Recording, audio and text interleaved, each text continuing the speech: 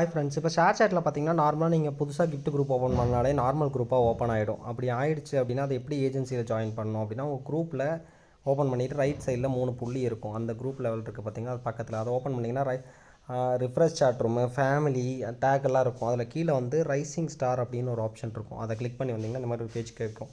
அப்போ இதில் வந்துட்டு உங்கள் தற்போதைய பயன்கள், அதாவது இடையூறுலா வருமானம் பெறுங்கள் அப்படின்னு சொல்லி போட்டிருக்கல, முதல் கேஷ் அவுட்டு 200 காயின்ஸில் வந்து போட்டிருப்பாங்க.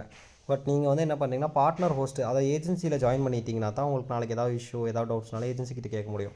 அப்போ இந்த மாதிரி டேலண்ட் பார்ட்னர் கோடு கேட்குது பார்த்தீங்களா, இந்த இடத்துல ஏஜென்சியோட கோடு, இந்த கோட் நம்பர் இருக்குது. இது வந்துட்டு 86 அம்பாசிடர் பில்லு அப்படிங்கிறத கொடுத்துட்டு, இது வந்து இப்போது நம்ம ஏஜென்சியோட கோடு, இதை கிளிக் பண்ணிவிட்டு இதோ இணையம் கொடுத்தீங்கன்னா பார்ட்னர் ஹோஸ்ட் ஆகணுமா பில்லு அம்பாசிடர்லன்னு கேட்குது. அப்போ இதில் உங்கள் வருமானம் உங்களோட இன்கம் வந்து எங்களோட பார்ட்னர்ஸ் எங்களை சேர்ந்தது ஷேர் சாட் ஆப்லேருந்து நேரடியாக வித்ட்ரா செய்ய முடியாது. நீங்கள் ஆப்லேருந்து நீங்கள் எடுக்கிறதோட ஏஜென்சிக்கிட்டேருந்து வாங்கிக்கலாம். அப்போ ஆம்னு கொடுத்துட்டீங்க அப்படின்னா வாழ்த்துக்கள், நீங்கள் பார்ட்னர் ஹோஸ்ட் ஆகிவிட்டீர்கள். உங்கள் வருமானம் லெண்ட் பார்ட்னரை சார்ந்தது. இப்போது உங்களால் விருப்பத்திற்கு பணத்தை எடுக்க முடியாதுன்னா நீங்கள் உடனே வித்ட்ரா பண்ண முடியாது. நீங்கள் ஏஜென்சிக்கிட்ட இந்த நம்பருக்கு காண்டாக்ட் பண்ணிட்டீங்கன்னா நீங்கள் மாதம் ஒருக்கா பேமெண்ட் எலிஜிபிள் ஆனதுக்கு நீங்கள் எந்தெந்த அக்கௌண்ட் கொடுக்குறீங்களோ அந்த அக்கௌண்ட்டுக்கு மாற்றிக்கிட்டே இருக்கலாம் பேமெண்ட் போடுறதுக்கு.